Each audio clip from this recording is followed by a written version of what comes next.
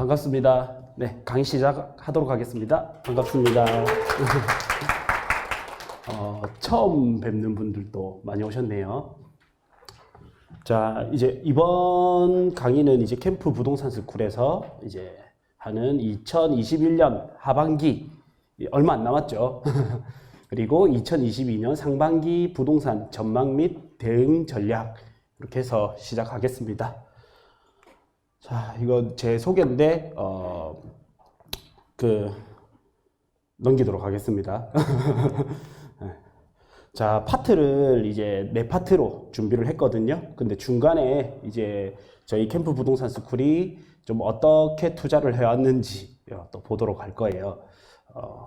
첫 번째는 이제 시장 분석 방법. 이제 오늘 처음 또 수업 들으시는 분들도 있고, 또 들어보셨던 분들도 다시 한번 되새기면 좋고, 제가 코로나 이후로 특히나 엄청 부지런하게 다녔는데, 저는 이제 지난번 강의 때 드렸던 이야기이기 때문에 말씀해드렸던 거기 때문에 알고 계실 거라 생각했는데 들을 때마다 또 새로운가 봐요. 네, 그래서 반복된다라는 거는 중요한 거기 때문에 이제 반복되는 내용이 있으면 이게 중요한 거구나 이렇게 생각하시면 될 것 같아요.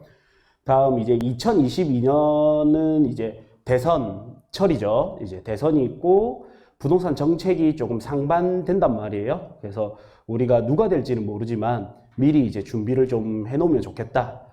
그리고 또 하나 이슈가 이제 가장 걱정을 많이 하는 게 금리 인상, 그 다음에 테이퍼링 이런 게 이제 가장 걱정거리 중에 하나죠. 그리고 세 번째는 이제 지역별로 시장 전망을 볼 거예요. 그리고 네 번째는 이제 이 전망에 따라서 대응하는 전략을 또 검토해 보도록 하겠습니다. 자, 일단 파트 1 이제 부동산 시장 전망 분석법 해서 이제 첫 번째가 지역별 시장 흐름 분석, 그 다음에 입지 제가 가로에서 도시 분석, 그 다음에 아파트 상품 가치 분석 이렇게 했어요. 자, 우리도 이제 많은 연구를 했거든요. 이제 저는 이제 강의를 하기 전에 그냥 실제 투자를 많이 했었어요.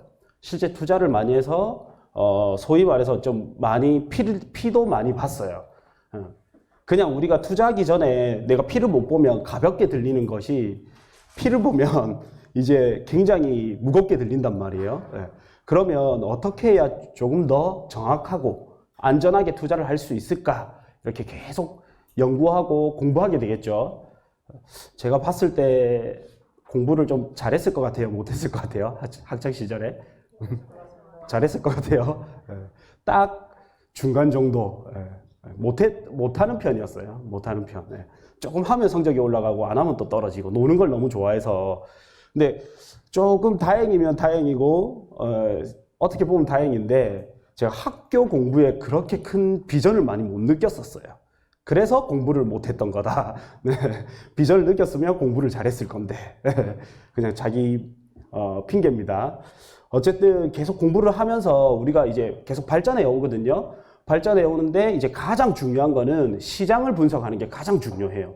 모든 부동산 투자에서 현재까지 제가 공부한 결과에서는 제가 아까 소개는 좀 생략을 했는데 제가 26살쯤에 이제 부동산에 입문을 해서 32살에 부동산 강의를 시작해서 이제 39 마지막입니다. 네, 이제 곧 40이 되는데 대부분 부동산 하시는 분들이 중간에 많이 오세요. 그러니까 우리가 부동산 제가 32살에 제 전문 파트가 토지거든요.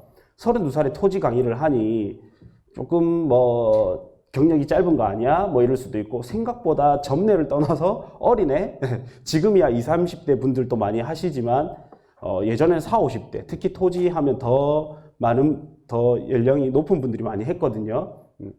근데 사실 40대, 50대, 뭐 60대 부동산 하시는 분들이 20대 때부터 부동산을 해왔던 게 아니라 거의 은퇴 후에 하신단 말이에요. 아니면 전향을 하시거나. 그래서 실질적으로 경력이 10년 이상 되시는 분들이 잘 없어요. 부동산은 특히나 다른 우리가 업종에서는 20년, 30년 되면 뭐 장인이다 할 수 있지만 부동산은 10년 동안 이렇게 10년 이상 하신 분들이 잘 없어요. 왜 없냐? 두 중에 하나예요. 안 돼서 그만뒀거나 잘 돼서 안 나타나거나. 우리는 어떻게 돼야 되겠어요? 이제 잘 돼서 잘 되는 경우가 돼야 되겠죠. 잘 돼서 나타나면 더 좋죠. 자, 이제 많은 연구 끝에 이제 우리가 분석을 하니 이제 시장 흐름이라는 게 가장 중요하더라. 그래서 부동산은 요즘 너무나 많은 카톡방, 유튜브, 뭐 카페, 밴드 너무 많은 정보 속에 혼란스럽단 말이에요. 근데 딱 세 개만 기억하시면 돼요. 가격, 수요와 공급. 이 세 개가 가장 핵심 포인트예요. 이 세 개로 거의 90% 이상을 말할 수 있어요. 그 다음에 이제 뭐 금리나 유동성, 그 다음에 정부 정책 뭐 이런 것들을 더하면 됩니다. 그 기준이 없을 때는 내가 흔들리는 거예요. 너무 많은 정보 속에서. 예전에는 정보가 없어서 문제였는데 지금은 정보가 너무 넘치니 내 기준이 안 서는 거예요. 저는 어떻게 기준이 섰나? 피를 봐서 그래요. 피를 봤다는 게 손해도 보고 역전세도 나고 또 어떻게 사기도 당하고 그러다 보면 이제 극복을 하게 돼요. 저도 좀 그렇더라고요. 이런 게 있어요. 만약에 1에서 10 정도를 벌잖아요. 그럼 내가 좀 잘하는 것 같아요. 내가 만약에 1억이었던 게 10억으로 부풀렸으니까 잘하는 것 같아요. 그럼 다음번에 어떻게 되냐면 위기가 와요. 위기가 와서 한 7, 8을 날리게 돼요. 그럼 한 2, 3이 남잖아요. 그러면 다시 생각해보면 내가 1에서 시작했는데 2, 3이 남으면 괜찮은 건데 사람이 10을 맛보다가 2, 3이 오니까 이제 못 견디는 거예요. 근데 그걸 견디고 다시 하면 다시 2, 3에서 시작했으니까 1에서 시작했으니까 10이 됐잖아요. 2, 3에서 시작했으니까 어떻게 되냐? 2, 30이 돼요. 그러면 이제 또 내가 잘하나 착각에 빠져요. 그러면 다시 어떻게 되냐? 또 한 7, 8 남기고 또 다 사라져요. 그렇게 이제 반복을 하다가 이제는 어떻게 되냐? 돈을 버는 것도 중요하지만 지키고 관리하고 이런 게 더 중요하구나 라고 좀 바뀌는 거죠. 그래서 저는 뭐 이런 이야기 많이 해요. 뭐 비트코인으로 10억을 벌었네, 뭐 20억을 벌었네, 100억을 벌었네. 이제 이 정도 되잖아요. 하나도 안 부러워요. 조금 부러울라나? 왜냐면 이거를 노력이 아니라 요행으로 벌었으면 다시 못 지키고 날리게 되거든요. 근데 자기가 노력으로 벌면 그걸 지킬 수 있게 된단 말이에요. 그리고 혹시나 날리더라도 일어나는 법을 알기 때문에 다시 배울 수 있게 되고. 자, 일단 제일 중요한 거는 이제 이 세 개, 수요, 공급, 가격이 가장 중요하다. 근데 요새 막 금리 이야기라든지 뭐 정책 이야기 많이 나오죠. 금리는 어떤 게 있냐면 금리가 싸지면 이제 내가 옛날에는 2억 대출해서 내야 될 이자가 4억 대출해서 이자 내는 거랑 비슷해지니 2억짜리를 4억짜리를 2억 대출 받았다. 그러면 2억에 내 돈이 필요한데 이자 부담, 그러니까 제가 좀 어렵게 설명했는데 이자 부담감이 줄어드는 거예요. 근데 그게 절대적인 지표는 아니에요. 나중에 볼 거거든요.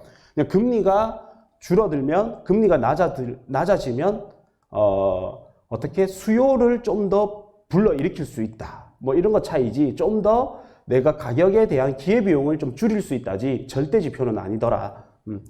그리고 어떻게 보면 금리보다 더 중요한 거는 통화량, 유동성, 이게 더 중요해요. 그 다음에 이제 정부 정책도 규제를 우리가 참 아이러니하게 규제를 할 때는 부동산이 더 많이 올랐어요. 근데 규제를 완화시킬 때는 오히려 떨어지거나 덜 올랐단 말이에요. 그래서 이제 규제도 결국에 이것도 있어요. 예전에 2017년 8월 2일 날 이제 처음으로 파리 대책이 나왔거든요. 그때 부산은 파리 대책이 터지고 난 후에 부산은 파리 대책 이후에 떨어졌어요. 가격이 하락했죠. 그리고 다시 조정 대상 지역에서 해제되면서 가격이 다시 올랐어요. 근데 서울은, 부산은 조정 대상 지역이었지만 서울은 더 강한 규제, 투기 가열지구, 투기 가열지구 이런 거였잖아요. 그러니까 더 강한 규제인데 더 많이 올랐어요.